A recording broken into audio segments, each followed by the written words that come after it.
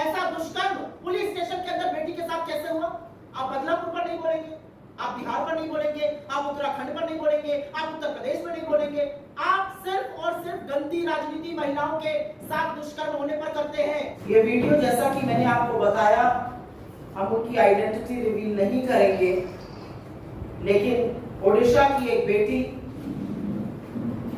अपना रेस्टोरेंट बंद करके रात को निकलती है, कुछ लड़के उसके साथ ईव टीजिंग की बात करते हैं, रोड रेज का मामले की कंप्लेंट लेकर वो उसका मंगेतर जो इंडियन आर्मी में ऑफिसर है वो पुलिस स्टेशन पहुंचते हैं। उस महिला की ना सिर्फ वहां पर पिटाई की जाती है, बल्कि जो उसने अपना दर्द और त्रासदी पुलिस स्टेशन की बयां करी, वो मैं आपकी जानकारी के लिए सिर शर्म से झुकाकर रिपीट कर देती हूं, क्योंकि इस देश को सुनना चाहिए कि इस देश की बेटियों के साथ पुलिस स्टेशन के अंदर क्या हो रहा है। विभत्स है जो उन्होंने बताया है। उन्होंने कहा कि उनको पुलिस स्टेशन में हाथ पैर उनके बांध दिए गए, एक महिला पुलिसकर्मी ने ये किया, और उसके बाद एक पुरुषकर्मी आता है और वो आकर उनके अंडरगारमेंट्स को निकाल देता है, उनकी छाती उनके ब्रेस्ट पर किक करता है, और यही नहीं, अपनी खुद के प्राइवेट पार्ट्स को दिखाकर उसने जो शब्द कहे वो मैं नहीं कह सकती हूं यहां पर। ये उड़ीसा में हो रहा है, उस उड़ीसा में जहां आज भाजपा की सरकार के 100 दिन पूरे हुए हैं। नरेंद्र मोदी 17 तारीख को उड़ीसा जाकर महिला सशक्तिकरण की, महिला सुरक्षा की बातें करते हैं, और उसी के कुछ घंटों में पता चलता है कि ओडिशा की इस बेटी के साथ पुलिस स्टेशन में दरिंदगी की गई। दरिंदे सिर्फ सड़कों पर नहीं, बीजेपी की सरकार में पुलिस स्टेशन के अंदर भी है। और ये कोई अबला नारी नहीं थी, ये एक लॉयर है, ये भारतीय सेना के अधिकारी की मंगेतर है, वो भारतीय सेना का अधिकारी जो सिख रेजिमेंट का मेजर है। मैं उनका नाम यहां नहीं बोल रही हूं।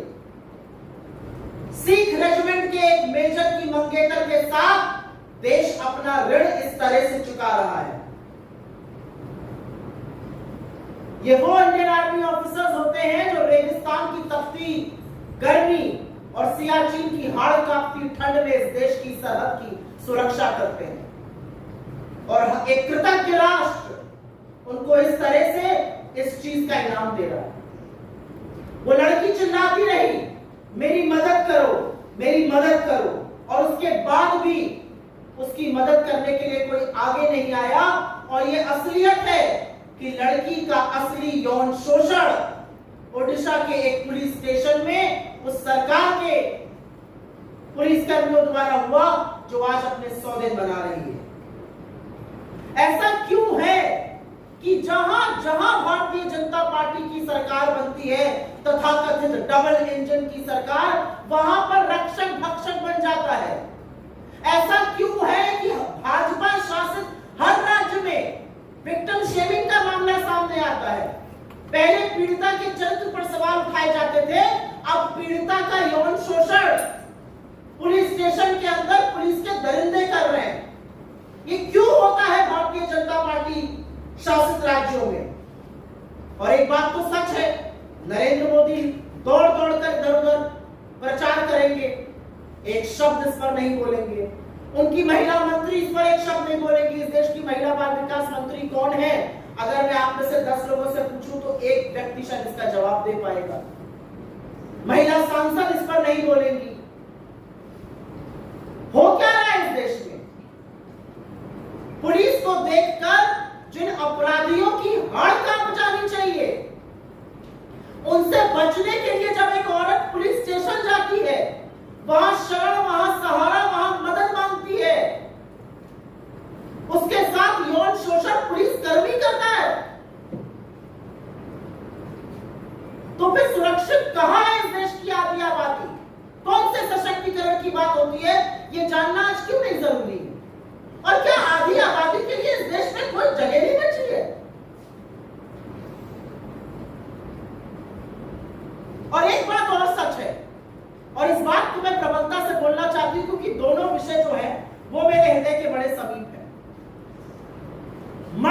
में 2 महिलाओं को, 2 बेटियों को आदमखोरों की भीड़ में नोचा। उसमें से एक कारगिल योद्धा की पत्नी थी। हफ्ता भर नहीं हुआ, अभी मध्य प्रदेश से मामला सामने आया है। 2 आर्मी ऑफिसर्स, 2 आर्मी के सैनिक और उनकी महिला मित्रों और संबंधियों के साथ वो कहीं घूमने गए थे, वहां पर उनकी पिटाई की गई। एक ये कृतज्ञ राष्ट्र है जो व्यक्ति ये सोचकर सरहद पे जाता है कि या तो मैं वापस आऊंगा या तिरंगे में लिपटा हुआ मेरा शरीर वापस आएगा, उसका हम ये बदला दे रहे हैं। और सब चुप रहेंगे, सुई टपक सन्नाटा रहेगा, इस पर कोई आक्रोश नहीं होगा, इस पर कोई प्रदर्शन नहीं होगा, इस पर कुछ नहीं बोला जाएगा। आपने बंगाल पर आवाज उठाई, सही किया, हमने भी बंगाल में प्रदर्शन किया। अब उठाइए इस पर आवाज, पूछिए कि ऐसा कैसे हो सकता था। पूछिए कि सरकार के बनते ही ऐसा दुष्कर्म पुलिस स्टेशन के अंदर बेटी के साथ कैसे हुआ। आप बदलापुर पर नहीं बोलेंगे, आप बिहार पर नहीं बोलेंगे, आप उत्तराखंड पर नहीं बोलेंगे, आप उत्तर प्रदेश में नहीं बोलेंगे। आप सिर्फ और सिर्फ गंदी राजनीति महिलाओं के साथ दुष्कर्म होने पर करते हैं। हाथ जोड़कर नरेंद्र मोदी को इस देश की महिलाओं से माफी मांगनी चाहिए। आपके वहां से आए हुए 72 घंटे नहीं हुए और इस देश के सामने इस दरिंदगी का इतना बड़ा वाकया सामने आया है। हमारी इस मंच से मांग है, महिलाओं की सुरक्षा को प्राथमिकता बनाई जाए। हमारी इस मंच से मांग है, नरेंद्र मोदी अपनी चुप्पी तोड़े और महिला बाल विकास आयोग भाजपा का फ्रंटल बनने के बजाय इसका स्वतः संज्ञान ले। ये ह्यूमन राइट्स कमीशन का मामला है, ये मानव अधिकार का मामला है। अपराधी से बचकर हम पुलिस स्टेशन इसलिए जाते हैं क्योंकि हमें सहायता मिलेगी, हमें सुरक्षा मिलेगी। और आज इस देश की आधी आबादी को नोचा पुलिस स्टेशन के अंदर जा रहा है।